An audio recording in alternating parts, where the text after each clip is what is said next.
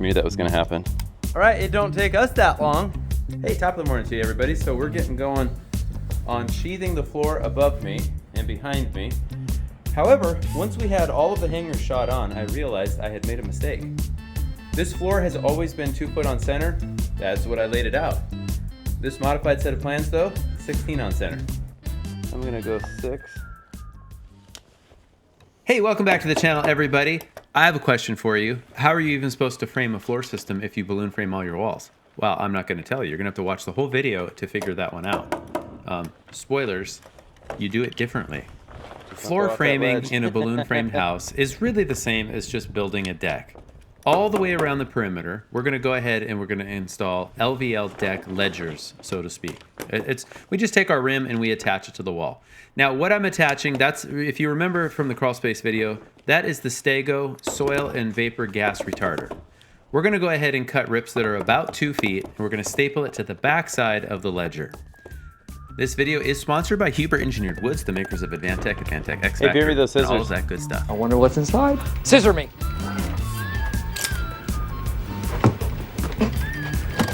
Hey bro, beer me those scissors.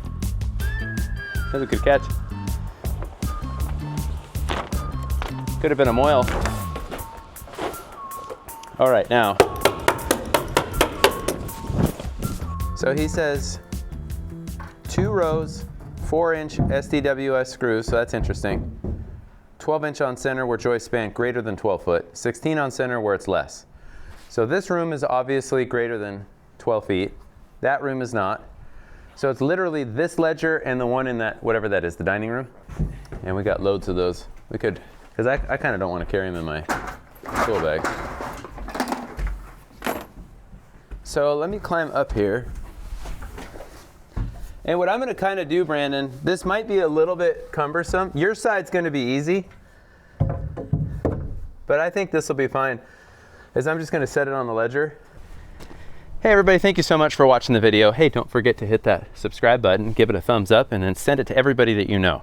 Okay, so YouTube is offering something new. It's like an affiliate shopping thing. So what you're gonna see is I'm gonna tag products that we use. You can click on those, you can buy them. It's all gonna take you to Acme, most likely. And that's where I have the whole list of my tools. Because it's an affiliate thing, if you buy, I get a small percentage of that. That's how I support the channel. Of course, feel no obligation to do that, but I did want to explain that if you click the little shopping thing or the products as they pop up, that's how that all works. So let's get back to the video.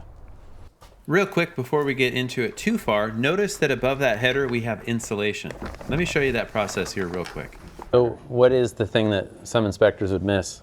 Where that ledger is, you don't have any air sealing. It's wood to wood. It's wood to wood. There's no way to even block vapor transfer if that happened to be a consideration. But what'll end up happening then is that flap will come up to the studs. Then we're gonna layer drywall over the top, and we've got a continuous barrier. This is, in fact, just as much fun as it looks. All right, so I'm gonna slide it my way, and I'm sitting on my 109 and an 1/8.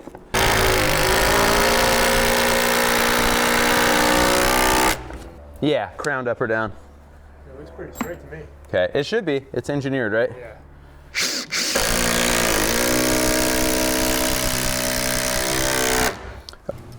It'll just make our life a little bit easier. How come in some places they have to run poly underneath their plates? Is that for insulation purposes? It's part of their air barrier, and it's different in a cold climate. Nice catch. And work toward you. It's gonna take him a minute to get that going anyway. So 1 3/4 inches.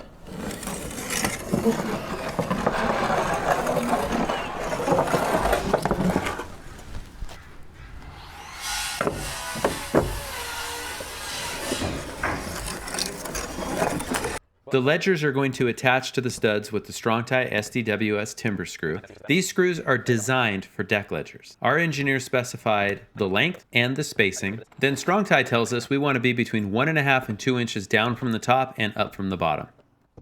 I of course split the difference. As a framer, I feel like we are always splitting the difference at 1 3/4. I like to go ahead and just preset a bunch of the screws, just tap them in with your hammer, and then go ahead and drive them all. Now you might notice at this point we really don't have any bracing on the walls. That's because once all of these are installed, then we can string line the ledger and we'll pull that wall in so that it's nice and straight. Yeah, and I'll just leave that the way that those things overlap. I tried to go 1 3/4. Okay.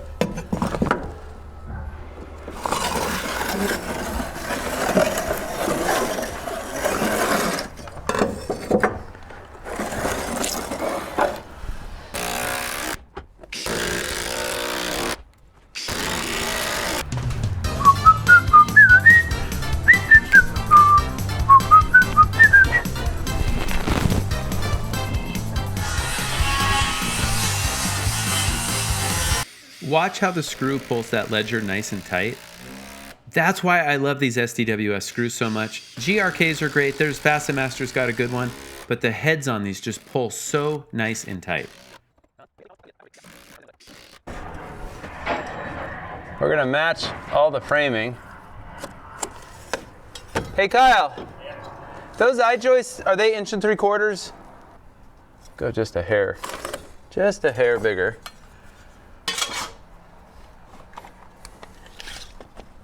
Yeah.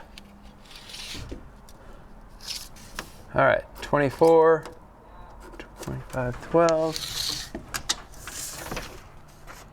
48, 49, and 12. Are you skeptical, Brandon, that this is gonna work? No. If we measure it? I remember the guy that taught me, he'd be up on the plank by himself, siding. Yeah. And then when I did it, I'm like, he made it look so easy. All right, let's see. Give me the dumb end of your tape and read off this guy. Okay. And I'm gonna move that camera because no one will believe me. No matter what it says, you have to say that it's perfect. 1 12, okay. All right, let's see how close we are. Let's see, at the top, or where's my marks? Middle-ish? Right here, yeah. Yeah, we're at like maybe 10 and a 16th. What is a 16th anyway? So then if you want to lay out, I'll give you the square, and if you lay out, then this will just help us minimize moves by not having to move too far. Then basically off of this line that I just marked, that guy, we could either tack a nail or you can try the same thing. Okay. And it's just 2 foot plus 1 3/4. We're going to mark both sides because of the hanger. Okay. Now we can race, just kidding. I got a head start at least.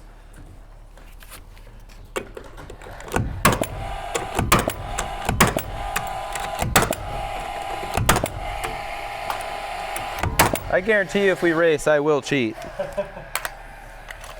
My dad taught me that. You're not cheating, you're not trying, right? I didn't know what they said. I think it was just more fun for him just to... I'm just not very competitive, so I don't mind losing, and I don't mind cheating and losing.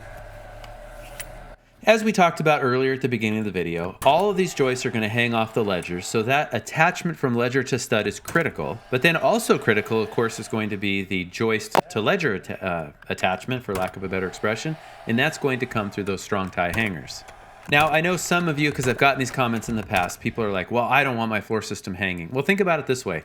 The exterior walls are taking all of the loads from the roof. Anything that isn't taken by the roof is transferred through ridge beams and then columns down to concrete. And then you'll see a bird's eye view of the floor system just a little bit later. Remember that it's not like we're clear spanning 30 feet. Often the span might only be 8 feet or 10 feet or 12 feet. And so really what these hangers are quote unquote seeing is a relatively small load. Now, this is a Roseburg engineered floor system. So Roseburg I-joist, Roseburg LVL ledgers. What I love about working with Roseburg, and we've bought from Roseburg since I think 2005 or 6, the plans tell us that we can use 1.5 inch nails, or they might specify 2.5 inch nails. This plan specified 1.5 nails. Those are the Reechcraft Broncos. All 3 legs are adjustable. We bought our first pair in 97 or 98, and we finally broke them about 2 years ago and bought new ones. That plank is one of those "where have you been all of my life?" That is a little giant adjustable plank. I think it's 7 to 15 feet in length. We recently bought 2 of them off Amazon. Always buy local. I highly recommend those planks. All right, so this is a Stabilo whatever laser distance guy. There's that, and what's great about this thing is I can use a camera on the end. So I'm shooting for all the way over there.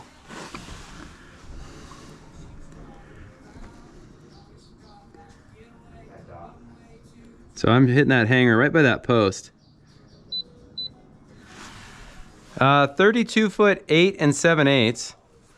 And I think we're probably gonna cut him a quarter short. Okay, so I'm going to shoot for that hanger.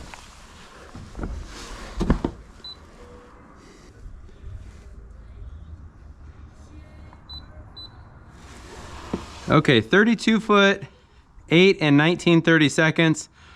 If we round that down to 18/32, that would be 9/16. 9/16. Yeah, 32 foot 8 and 9/16. But this was the wall that we cheated a little bit. So we're 7/8 and 9/16. Okay. What is that, 5/16 difference? Then let's just cut them all. The number I just gave you. 9/16. 32 foot 8. Yeah, it'll squeeze a little on the first and then get a little easier. But 5/16, you know, we can have about an 1/8 gap. Good at math. I always want to tease the Europeans when they freak out over fractions. You know, it doesn't matter what it is in life. If you grow up learning it, it's second nature, right? Like we grew up learning fractions. So if I call out 11/16 or 5/16, it's just a mark on the tape. Or even 4/8, stuff like that, or even break it down. Pretty Yeah, good fractions. but I mean, they're moving a decimal. Their tape measures, you know, aren't really any different than ours. You got to know where everything's at. Remind me, I need borrow oil. Okay, that guy. Yeah, that guy's nice and stiff. We'll do that.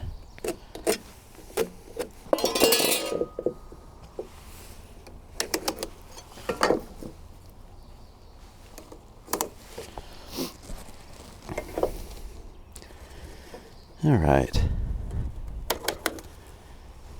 Just for giggles. Oh, look at that. That is a thing of beauty.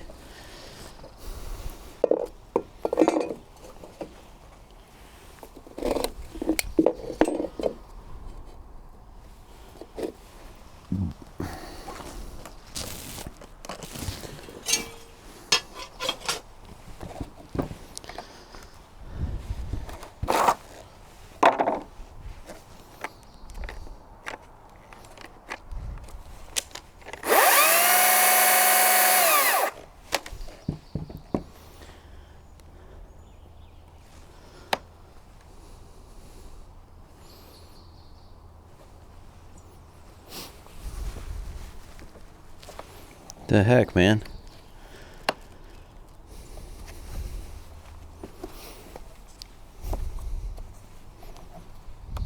Oh. We'll get it. Crikey, what happened to this thing? Man. It's not like it's empty. I just like to top it off. Okay.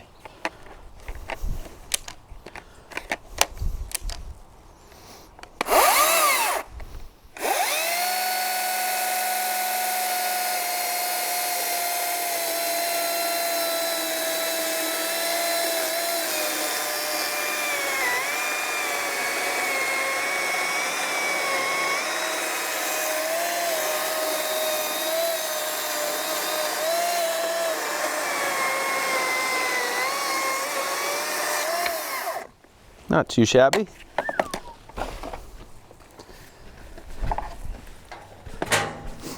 $32, 8 and 9.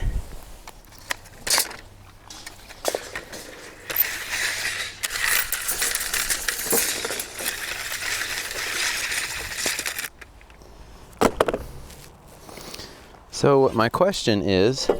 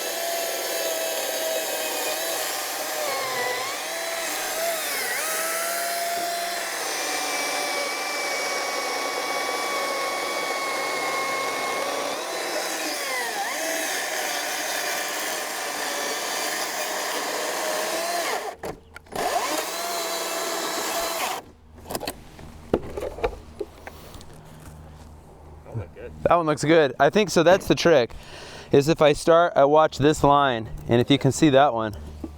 I was watching from your back line, and then it's going right down it. Yeah, this side is probably that last one, but that's okay. Man, that is. Let me just stare at it. I'll just go on the other side and beat that one. Yeah. All right, let me turn these off. Then I'm thinking I could bust these bands real quick, and then we'll just. What do you think about just going right in that window? Yeah. I'll send the drone up.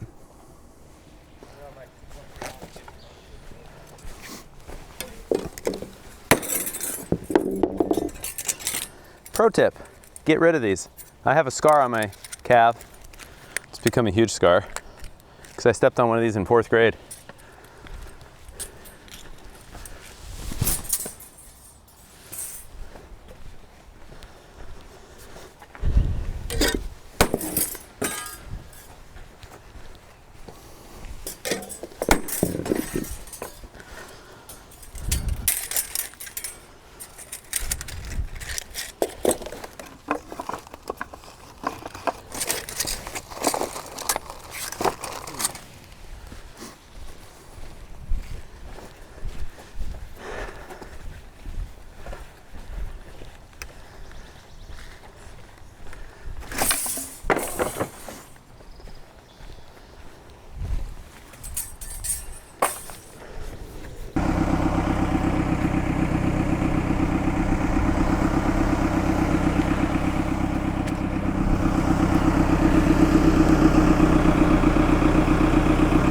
Tilt way in.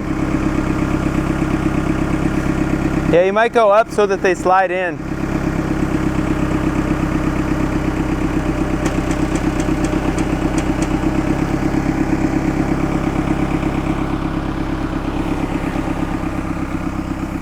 I mean, I think that's okay.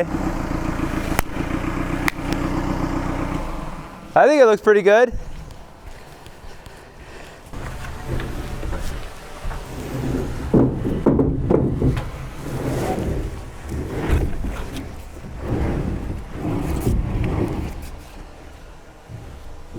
Hold on one sec.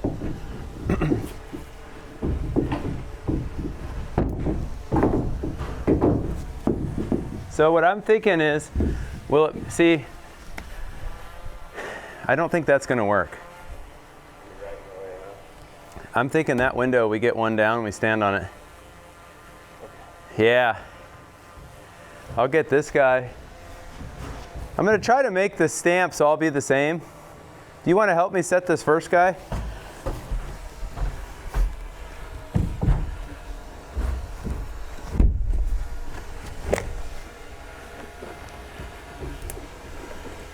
So, which way's the writing? This is top, or this is bottom. Okay.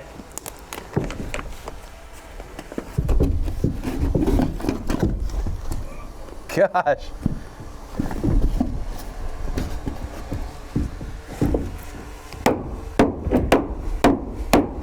And I would toenail the tops.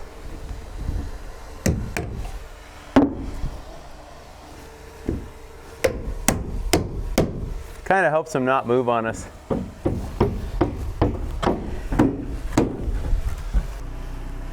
Okay, so we tried this first, but there's no way. These things are like something 32'8" long.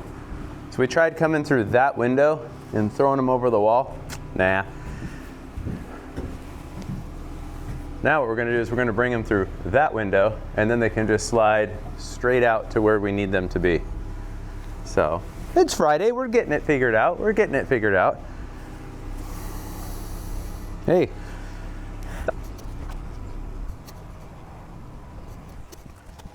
Yeah, the windows are a little bit of a constraint, as well as all of the balloon framed walls. So it takes maybe just a little bit more sweat to get them in place. But again, it's just not that big of a deal. Those I-joists per foot weigh just slightly more than Doug for a 2x6.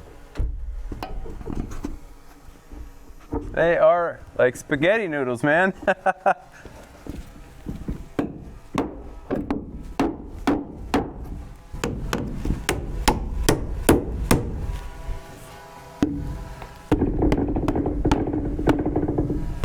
Just getting it closer to straight. Yeah.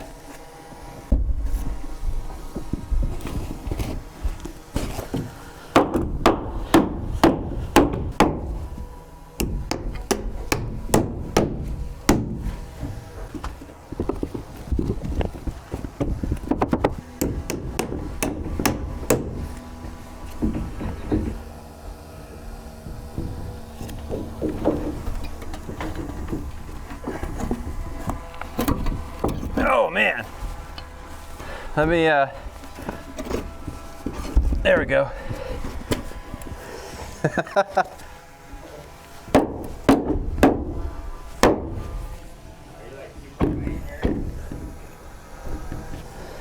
I could live with that.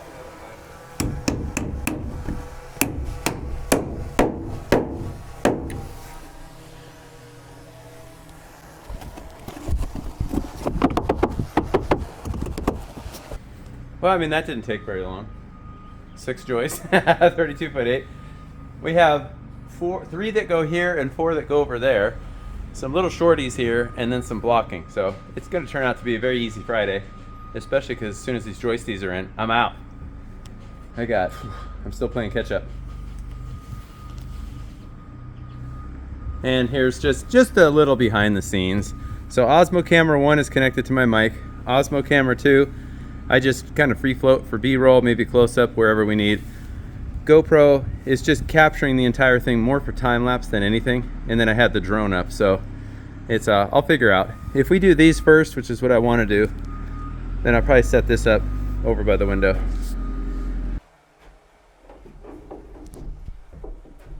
Not a whole lot of joists when they're 2 foot on center. It was about now, maybe just a few minutes before, that I realized I have a lot more joists than I have hangers installed. So I just reached out to the engineer. We'll come back to that.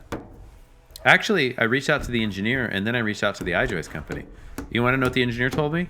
See what the I-joist company says. If I need to put a stamp on it, I will. But otherwise, just see what they say. Incidentally, you might be asking yourself, as we're putting these joists in, you notice that Kyle kind of yanks on them, and I pound them in with my hammer, and then I put a toenail. I put the toenail because that just keeps it from moving. Now, we got those hangers pretty tight, but not super tight, because we got to be able to work, right? Without just making it miserable on ourselves. I will show you in just a little bit the nature of this. In fact, I will just show you right now. Notice on the hanger, as I flip it over, those little tabs toward the bottom that angle down, kind of like teeth. That's what I'm calling them. And then the larger tabs. That's why we're forcing the joist into the seat. This also eliminates any need for glue. I am staunchly of the opinion that glue in hangers is a total waste of time. Gravity's holding it into the seat. Those little tangs, I don't know what else to call them, they bite into the joist. Then I toenail the top so that they don't move. Because if you remember, the top of those flanges, not flanges, but the top of the hanger have little angles out, and that helps us to slip the joist into place. Anyway, if you want to glue hangers, do it, but it really doesn't do any good. And I say that as somebody that did that for many years, and then it was like, you know what, if we just install these correctly, they're not going to squeak. And sure enough, they don't squeak.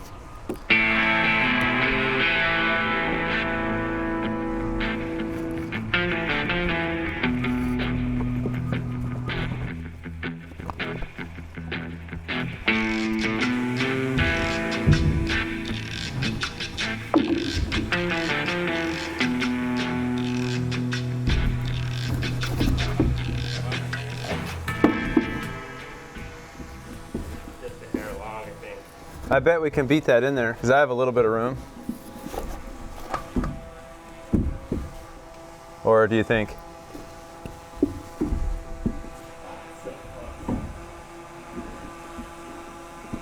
I could, let's, oh yeah, you got it.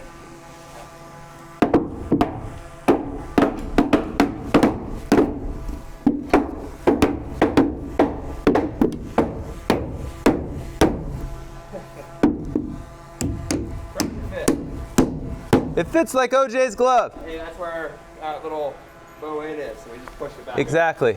That's all that was. We push it straight.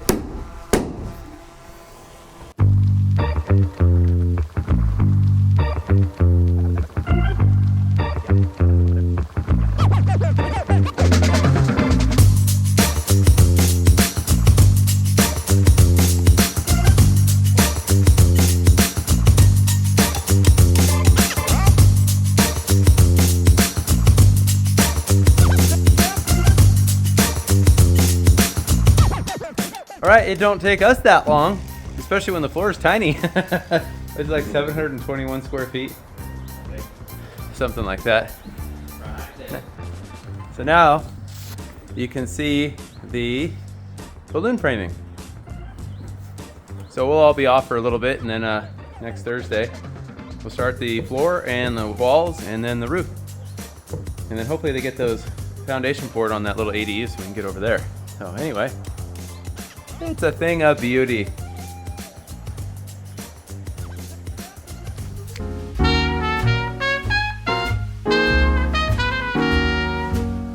Hey, top of the morning to you, everybody. So we're getting going on sheathing the floor above me and behind me.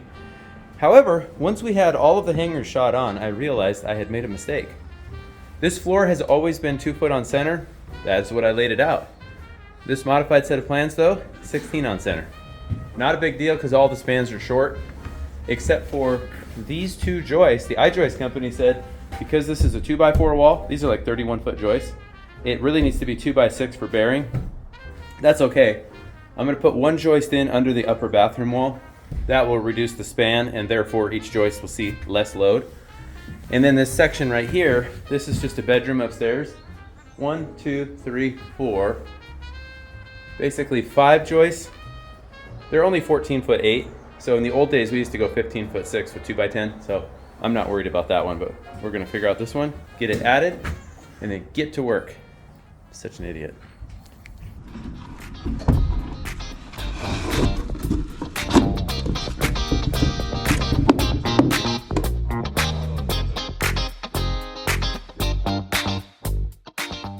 "60% of the time, all the time, I am an idiot."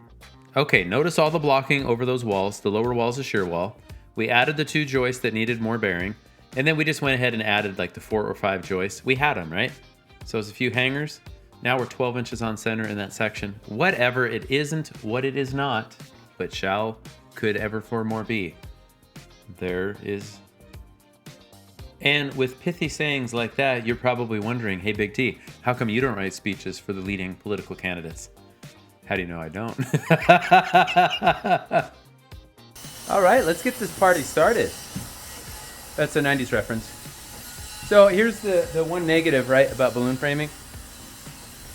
How do we get sheets in? So we've got them leaned back there. It's a little extra work, but it's not gonna be that bad.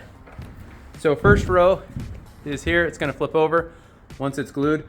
Brandon's cutting. We've got our starters. Since our layout was pulled from the back of the house, then we have starters for the 8 foot and the 4 foot. They're both slightly less. And then if we do a little bit of thinking, we can get those pre-cut too. It's like 61 degrees. I'm just overheated. I got heat exhaustion. Just kidding. Happy Friday, everybody. All right, I'm just gonna measure so I know. 4 feet. About as far as I thought it would be.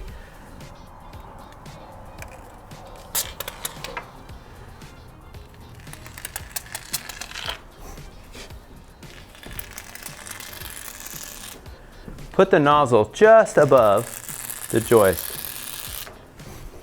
It's less likely to go just spraying all over the place.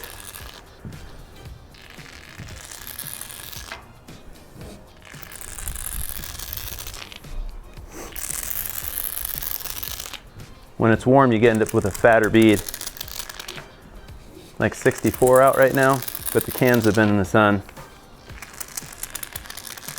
This glue has about a 20-minute open time. Now, obviously that's going to depend a little bit on the weather, but that's a pretty good rule of thumb. It's also what you find in the manual. So I need to make sure that I get this row down and fastened in that 20 minutes. But the over-under on me taking longer than that, I don't actually know what over-under means, but basically don't bet against me. Don't. You will lose your money. I guarantee it.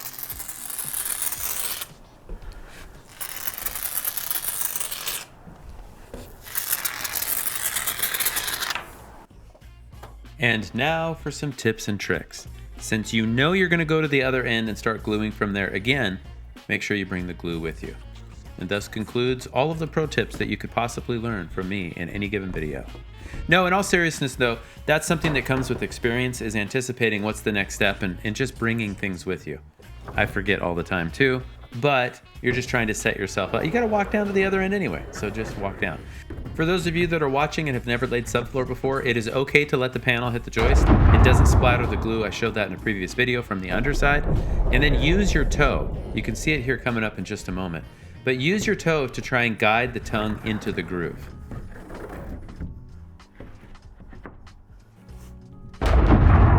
And because this is an engineered wood product, there is such a thing as linear expansion, just like hardwood. We always let woods acclimate. So leave yourself an 1/8 inch gap all the way around. The sheets are slightly undersized to account for that. Also, it's awfully nice if you just pre-cut your sheets. I mean, wasn't a guy just talking about that a minute ago? Do we have a saw? Yeah, we've got a saw up here. Okay, and we'll do that in a minute. I bet now, and I don't ever gamble, because it's a colloquialism, but I'll bet you that you are thinking I'm not going to make the 20 minutes. You're still going to be wrong. Check out that genius. The handle on the beater board. Somebody on YouTube 3 years ago said, hey, how come you don't put a handle on the beater board? To which I said, because I'm an idiot. The next day I went into Kyle and I was like, dude, we should put a handle on the beater board. And he was like, we're idiots. I'm like, yeah, so are all the people that were before us. Didn't teach us that. Okay, so we do not want to slam the sheets tight. We always have to say that. Remember I talked about the 1/8 inch gap? But we do need to persuade the tongue into the groove. Notice the gap there on the right. Oh, it disappeared. Oh, it's back. So that's the thing, is as you lay subfloor, you're constantly, notice that there's a gap by the gun, but not at the front. When we go to the other side, that's gonna just rotate right in. So there's a constant back and forth. You're looking at it. Notice I'm not slamming it. I'm tacking it with the pass load because I just don't want to hose at this point.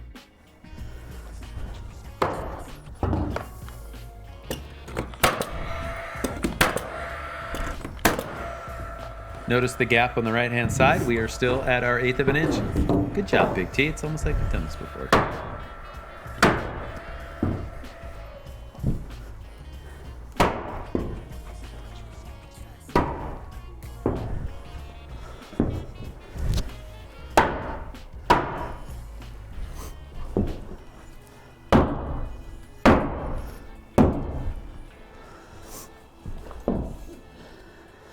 Oh, I think we could go a hair more.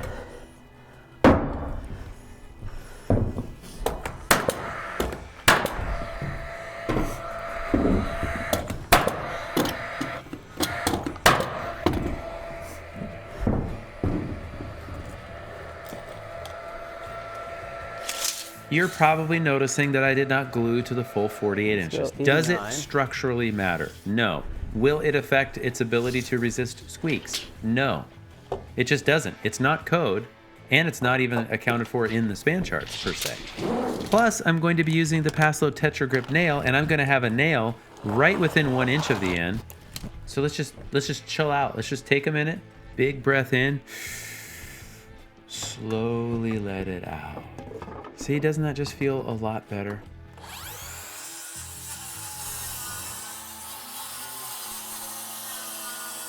Better hurry up, dude. There's people thinking you're not going to get that thing fastened in less than 20 minutes. I still think you can, but some of them don't.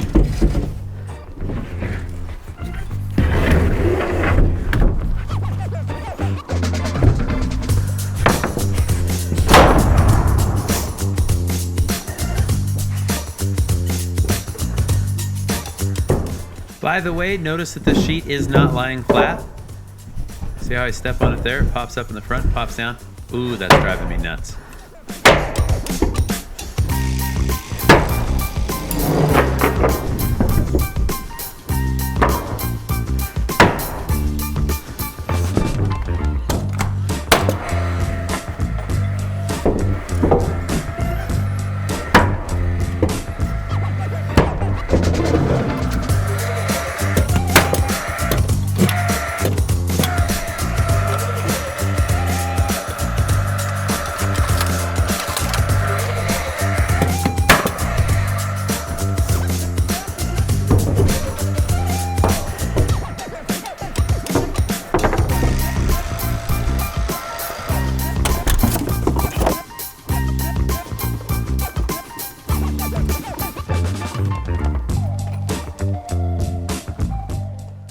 Dude, hurry up already. You are not going to make the 20 minutes. Or will I? Will he?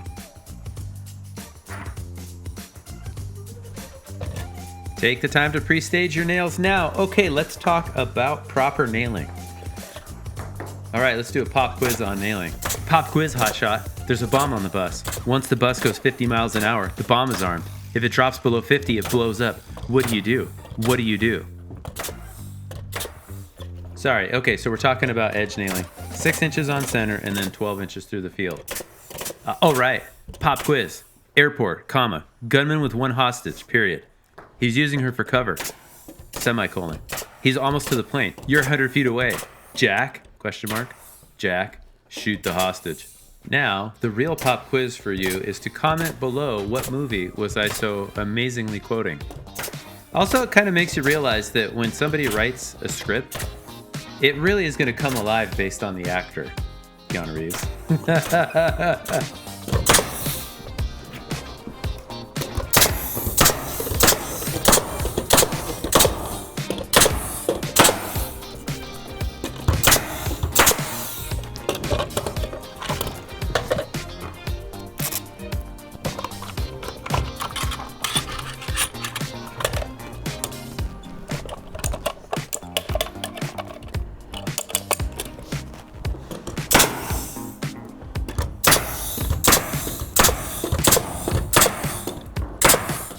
Now, I debated whether either speeding this up or just eliminating a lot of it, or just more movie quotes.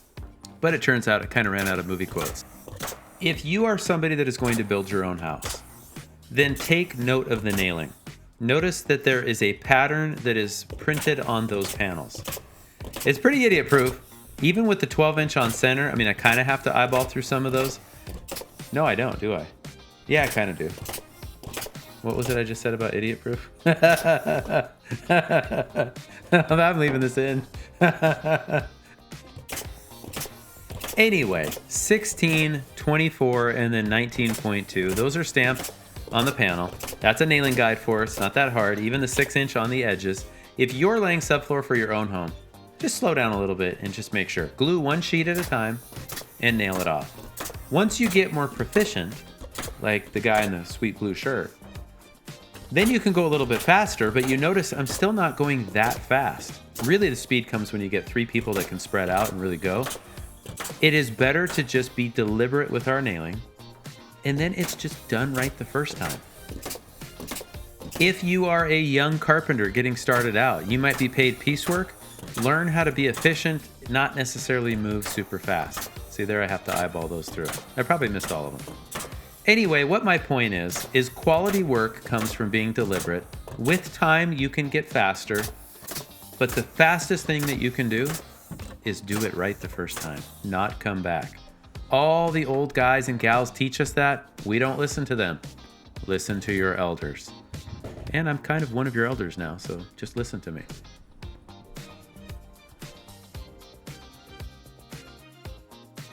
Thank you everybody so much for watching. I truly appreciate it. Hit that like and subscribe button. Leave a comment below. We will be getting into roof framing sooner than later, so stay tuned. I'm really excited about that. We'll be doing some I-joist roof framing. Take care. We'll see you in the next video.